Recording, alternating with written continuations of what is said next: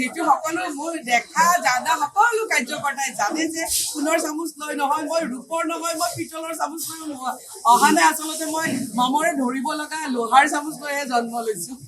সঁচাকৈ আজি মই খুবেই আনন্দিত আৰু ইয়াৰ বাবে মই আচলতে ধন্যবাদ দিব লাগিব আমাৰ সকলোৰে শ্ৰদ্ধাৰ প্ৰধানমন্ত্ৰী নৰেন্দ্ৰ মোদী ডাঙৰীয়াক, আমাৰ ৰাষ্ট্ৰীয় সভাপতি JP নাড্ডা ডাঙৰীয়াক, আমাৰ সকলোৰে নেতা অমিত শ্বাহ ডাঙৰীয়াক আৰু আমাৰ সকলোৰে শ্ৰদ্ধাৰ আৰু মৰমৰ আমাৰ মুখ্যমন্ত্ৰী ডক্টৰ হিমন্ত বিশ্ব শৰ্মা ডাঙৰীয়াক আৰু আমাৰ সকলোৰে শ্ৰদ্ধাৰ সভাপতি ভৱেশ কলিতা ডাঙৰীয়াক। কাৰণ তেখেতসকলে আমাৰ এগৰাকী কাৰ্যকৰ্তাৰ প্ৰতি যি আস্থা আৰু বিশ্বাস দেখুৱালে, কাৰণ আমাৰ দলৰ 42 লাখ কাৰ্যকৰ্তা আৰু সেই 42 লাখ কাৰ্যকৰ্তাৰ ভিতৰৰে মই এগৰাকী কাৰ্যকৰ্তা। গতিকে এগৰাকী কাৰ্যকৰ্তাৰ ওপৰত যি আস্থা আৰু বিশ্বাস দেখুৱাই পেলাই তেখেতসকলে আমাক এই গধুৰ দায়িত্ব দিছে, মই নথৈ আনন্দিত আৰু চিৰকৃতজ্ঞ। আচলতে চাওক, এই বিজেপি দলটো মই আচলতে মোৰ দেউতা 92ৰ পৰা বিজেপিত আছে, বিজেপিৰ মানে দায়িত্ব লৈ আছে, গতিকে কাৰ্য কৰিছিল। আৰু আজি মোৰ দেউতা এই পৃথিৱীত নাই আৰু মোৰ স্বামী 95ৰ পৰা দলৰ লগত জড়িত, মই 98তে মোৰ সদস্য আৰু 2013ৰ পৰা আপোনালোকে সকলোৱে জানে যে গুৱাহাটী পৌৰ নিগমৰ মই এগৰাকী পাৰিষদ হিচাপে নিৰ্বাচিত হৈছোঁ। তাৰপিছত মই উপ সভাপতি হিচাপে মই নিৰ্বাচিত হৈছোঁ। 2টা টাৰ্ম মোক ভাৰতীয় জনতা পাৰ্টীয়ে ৰাজ্যিক মহিলা মৰ্চাৰ সভানেত্ৰীৰ দায়িত্ব পালন কৰাৰ সুযোগ আৰু সুবিধা দিছে। 2টা টাৰ্ম ৰাজ্যিক উপ সভানেত্ৰী হোৱাৰ সুযোগ আৰু সুবিধা দিছে। কোৰ কমিটিৰ মেম্বাৰৰ নিচিনা এটা গধুৰ দায়িত্ব মোক দিছে। ইলেকশ্যন প্লেনিং কমিটিৰ মেম্বাৰৰ নিচিনা এটা গধুৰ দায়িত্ব মোক দিছে। গতিকে দলে মোক বহুতখিনি সেৱা কৰাৰ সুযোগ আৰু সুবিধা দিছে। তেতিয়া বিজেপি কিমান এক্টিভিটি নাছিলে, মেম্বাৰো নাছিলে, কিমান আপোনালোকে প্ৰত্যাহ্বান আপুনি মানে ফেচ কৰি আহিছে? চাওক, আচলতে এয়া আমাৰ জিলাৰ সভাপতি মহোদয় আছে, গতিকে তেখেতসকলৰ লগত তেখেতো বহুত পুৰণা, গতিকে আমাৰ আগতে যিখিনি আমাৰ পুৰণা মানুহ আছিলে আমাৰ এটা মানে ফেমিলি ৰিলেশ্যন, কাৰণ যিহেতু তেতিয়া বেছি মানুহ নাছিলে, গতিকে তেখেতসকলে মোক বৌ বুলি মাতে। গতিকে তেনেকুৱা এটা সম্পৰ্কৰ পৰা আজি আহি পেলাই আমি এনেকুৱা এটা বৃহৎ পৰিয়ালৰ মাজলৈ আহিছো। গতিকে একেবাৰে যেতিয়া আমাৰ নিৰ্বাচন হয়, মানে যিকোনো নিৰ্বাচনে নহওক কিয়, সেয়া পঞ্চায়তে হওক, লোকসভাই হওক বা এছেম্বলিয়ে হওক, তেতিয়া কি হয়, কেৱল আমাৰ ঘৰৰ মানুহকেইটা মানে বুথৰ কাৰণে পলিং এজেণ্ট হিচাপে বহা দিনৰ পৰা মই দেখিছো। মোৰ দেউতাৰ লগত হওক, মোৰ স্বামীৰ লগত হওক, আৰু আমি মানে সম্পূৰ্ণভাৱে গোটেই পৰিয়ালটো লাগি যাওঁ। গতিকে তেনেকুৱা দিনৰ পৰা আমি বিজেপি দেখিছো আৰু আজি আহি এটা বৃহৎ পৰিয়াল হ'ল বিজেপি, সৰ্ববৃহৎ দল পৃথিৱীৰ ভিতৰত। গতিকে সঁচাই খুব সুখী, কাৰণ তেনেকুৱা এটা দিনৰ পৰা আজি কিন্তু মোৰ জীৱনত আৰু মোৰ কম মানে এইখিনি সময়তে মই দেখিছো। গতিকে খুবেই সুখী। আৰু টিকেণ্ডৰ পথে ঘৰখন চম্ভালিবলগীয়া আছে, কেনেকে আহিছে অলপ চাওক, এইটো আচলতে সঁচাকৈ মই নাজানো ভগৱানে মোক এইটো দিছে।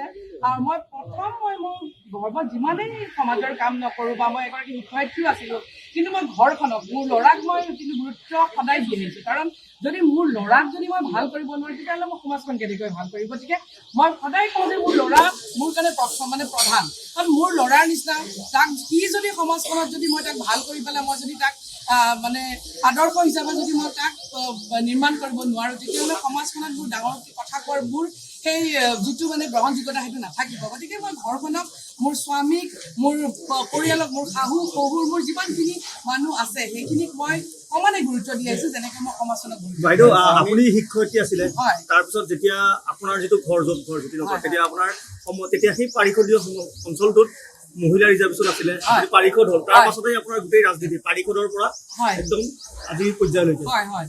গতিকে মানে মই কৈছো যে মই একেবাৰে গ্ৰাছৰুটৰ পৰা আহিছো।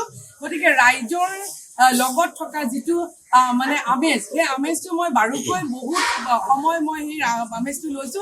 গতিকে ৰাইজৰ লগত থকা সেই মজাটো বেলেগ, আৰু সদায় আশা কৰো যে ৰাইজৰ লগত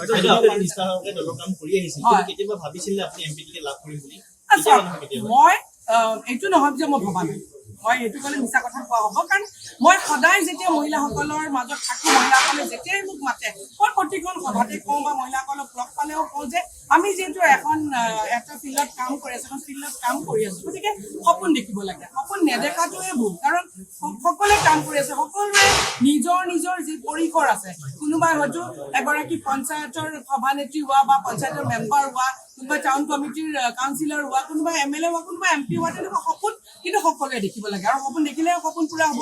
আৰু যদি আপুনি পাৰিষদ নহ'ল হয় আজি কিন্তু আপুনি ধৰক এই পজিশ্যনটো হয় এইটো পাৰিষদ যদি মই নগলো হয় তেতিয়া হয়তো মই এই সুযোগটো নাপালো হয়, আৰু তেতিয়া ওমেন ৰিজাৰ্ভ হোৱাৰ কাৰণে হয়তো মই এই সুযোগটো পাইছো। তাৰ কাৰণে মই মোৰ স্বামীক প্ৰথমতে কৃতজ্ঞতা জ্ঞাপন কৰিব লাগে, কাৰণ আজি আচলতে মই যিখন ফিল্ড পাইছো সেই ফিল্ডখন মোৰ দেউতা আৰু মোৰ স্বামীয়ে খুব সুন্দৰভাৱে কিন্তু কৰি থৈ গৈছে। কিন্তু আমি আজি 90 to 95ৰ পৰা ইমান বছৰে কিন্তু কেৱল দলক ছাৰ্ভিচ দিছে মোৰ পৰিয়ালটোৱে। গতিকে সেই যি ছাৰ্ভিচ দিছে সেই ছাৰ্ভিচৰে আজি ফল বুলি পেলাই মই লৈছো আৰু ইয়াক প্ৰসাদ বুলি পেলাই চেলেঞ্জ পাইছিলে পাৰ্টি যেতিয়া চলাবৰ ক্ষেত্ৰত কাৰ্যকৰ্তা মানে সেইটোতো আৰু খুব ভালকৈ আমাৰ পুৰণা কাৰ্যকৰ্তা সকলোৱে জানিব যে পকেটৰ পইচাৰে আগতে পাৰ্টি চলাব লাগিছিল। গতিকে ঘৰখন যেনেকে চলাব লাগিছিল, আনকি ঘৰৰ পৰা চিঠি চাপাত আনিবলৈ পাৰ্টি চলাব লগা অৱস্থাৰ পৰা মই দেখিছো। আৰু তাৰপিছত আপোনাৰ বেনাৰ পোষ্টাৰ বনাবলৈ ঘৰত আমি মৈদা মানে গুলি দিয়া পৰ্যায়ৰ পৰা ভাৰতীয় জনতা পাৰ্টি মই দেখিছো। গতিকে সেইটো অৱস্থাৰ পৰা আজিতো আপোনালোকে দেখিছে যে ভাৰতীয় জনতা পাৰ্টি কেনেকুৱা এটা অৱস্থা পাইছে।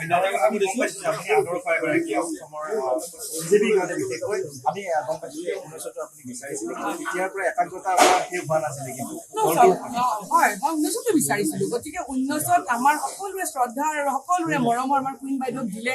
কুইন বাইদেউ মোৰ মাতৃ সম, আৰু যেতিয়া কুইন বাইদেউক দিছে মই মানে আগ মুহূৰ্তলৈকে মই বিচাৰি আছিলো, কিন্তু যেতিয়া কুইন বাইদেউক দিছে মই খুব মানে সুখী হৈছো যে হয় বাইদেউ মোৰ যেতিয়া লগ পাইছো তেতিয়া আমি তাৰ পিছদিনাৰ পৰা আমি খুব একেলগে কাম কৰিছো। আৰু বাইদেউ আৰু মোৰ মাজত খুব সুসম্পৰ্ক, একদম বাইদেউ মোক ছোৱালীৰ নিচিনা মৰম কৰে, ময়ো বাইদেউক নিজৰ মাতৃৰ নিচিনা শ্ৰদ্ধা কৰো। আৰু মানে যেতিয়াৰ পৰা বাইদেউ আমাৰ দলত আহিছে, বাইদেউ যেতিয়াৰ পৰা লগ পাইছে তেতিয়াৰ পৰা আমাৰ এটা সুসম্পৰ্ক। হয় বাইদেউ মোক শুভেচ্ছা জ্ঞাপন কৰিছে। আৰু মই বাইদেউ কৈছো যে যোৱাটো টাইমত মাতৃয়ে পাইছিলে, এইবাৰ জীয়ৰীয়ে পাইছে। গতিকে আমি দুয়োটাই একেলগে বাইদেউ মোক ধৰি লৈ যাব, কাৰণ যিহেতু 5 বছৰ বাইদেৱে চলালে, গতিকে বাইদেউ অভিজ্ঞতা হ'ল আৰু সেই অভিজ্ঞতা পুষ্ট মনেৰে বাইদেউ কাম কৰে। হয় মই গুৱাহাটীত জন্মগ্ৰহণ কৰিছো। মই গুৱাহাটী হলিচাইল্ড স্কুলৰ পৰা মেট্ৰিক পাছ কৰিছো। হেনলি গাৰ্লছ কলেজৰ পৰা মই গ্ৰেজুৱেশ্যন লৈছো। গুৱাহাটী ইউনিভাৰ্চিটিৰ পৰা মই ফিলচফিত মাষ্টাৰ ডিগ্ৰী কৰিছো। তাৰপিছত মই শিক্ষকতা কৰিছিলো। আৰু 2013 চনত যেতিয়া মই পাৰিষদ হিচাপে নিৰ্বাচিত হলো, তেতিয়া মই মোৰ শিক্ষকতা মই বাদ দিলো। আৰু তেতিয়াৰ পৰা মই মানে এক্টিভলি মানে দলৰ কাৰণে কাম কৰিছো। সেইটো সকলো মোৰ দেখা জানা সকলো কাৰ্যকৰ্তাই জানে যে সোণৰ চামুচ লৈ নহয়, মই ৰূপৰ নহয়, মই পিতলৰ চামুচ লৈ অহা নাই। আচলতে মই মামৰে ধৰিব লগা লোহাৰ চামুচ লৈহে জন্ম লৈছো।